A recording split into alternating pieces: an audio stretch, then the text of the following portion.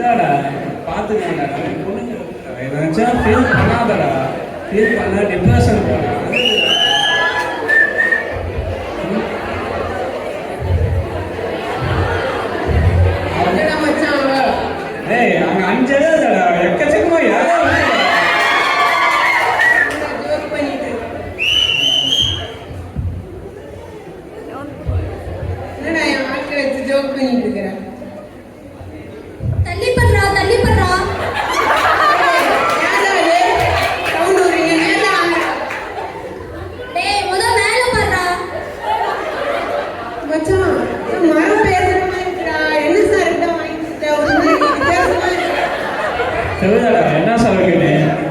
ஆனா நீ நல்லா போய் பேசாதடா. டேய் போய் பேசாதடா, எனக்கு ஒண்ணுமே கேக்குதடா. என்ன மரமா பேசுது? மரந்தாண்டா பேசுது, கொஞ்சம் நல்லா கவனிங்கடா. டேய் மரம் தான பேசுது. டேய் தீபாவளி எப்பவே முடிஞ்சிச்சு, வெடிக்காத. உங்களுக்கு என்னடா, அவ விட்டு போயிட்டா நீங்க வந்து உட்கார்ந்திருக்கீங்க. நாளைக்கு என்ன வெட்டிட்டு தானடா போறீங்க.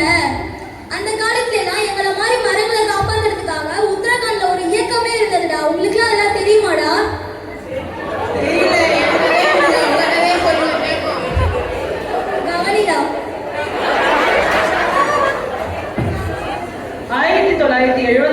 1975ஆம் ஆண்டு உத்தரகாண்டில் தனியார் டிம்பர் கம்பெனிக்காக அரசிடம் அதிகமான பணம் கொடுத்து மரம் வெட்டுவதற்கு அனுமதி கேட்டு பெற்றுக் கொண்டார்கள்.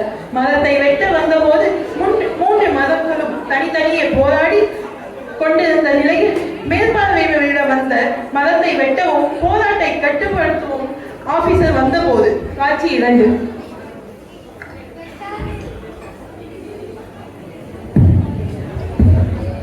வெட்டாதே வெட்டாதே மரத்தை வெட்டாதே, வெட்டாதே வெட்டாதே மரத்தை வெட்டாதே, மரம் எங்கள் கோவில், மரம் எங்கள்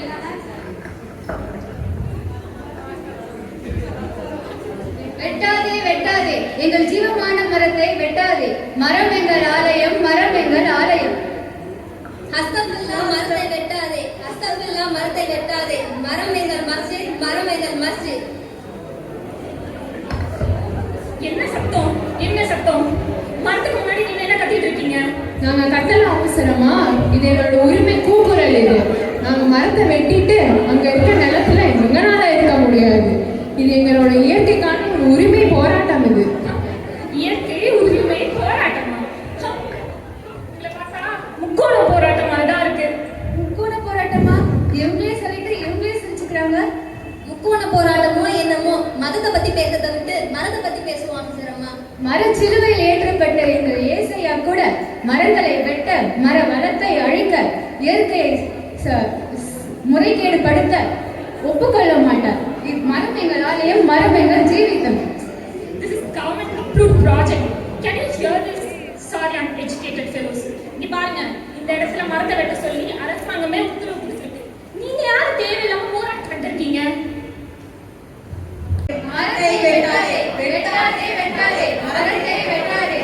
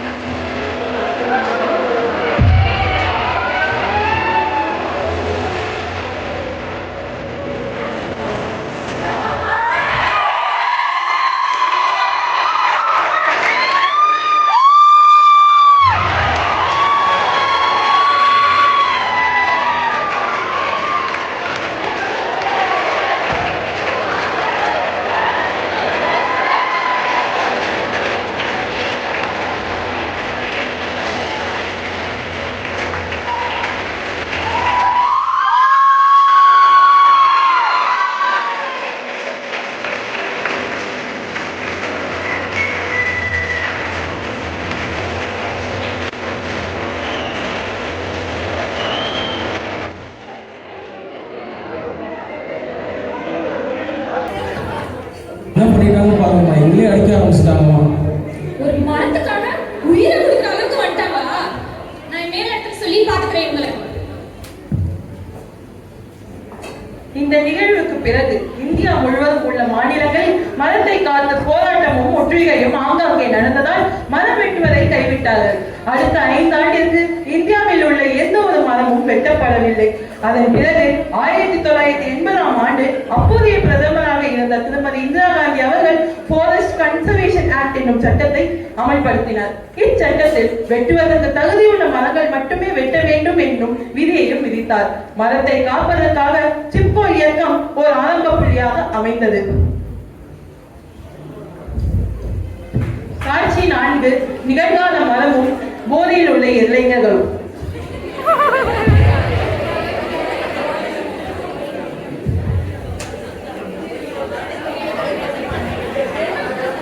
இப்ப தெரியுதாடா எங்க மரத்துக்காக எவ்வளவு பண்ணிருக்காங்கன்னு.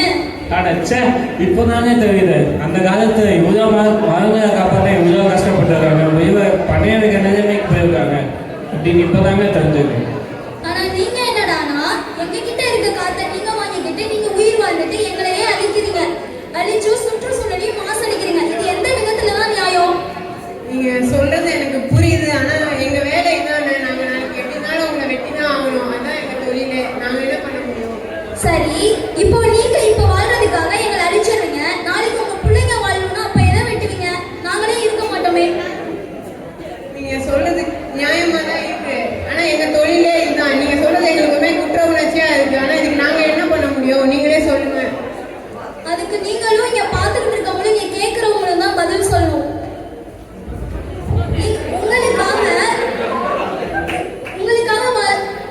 உங்களுக்காக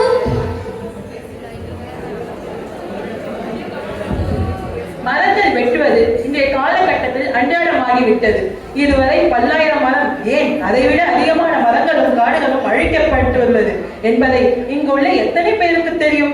வெறும் பேச்சுக்காக மரம் வளர்ப்போம், மரம் தான் நம் வாழ்வாதாரம் என்று சொல்லாமல் முழு மூச்சாக செயல்படுவது எப்போது?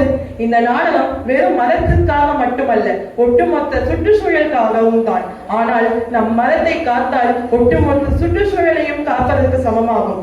ஆகையால் மரத்தை வளர்ப்போம், காப்போம் என்று உறுதிமொழி எடுத்து செயலில் இறங்குவோம்.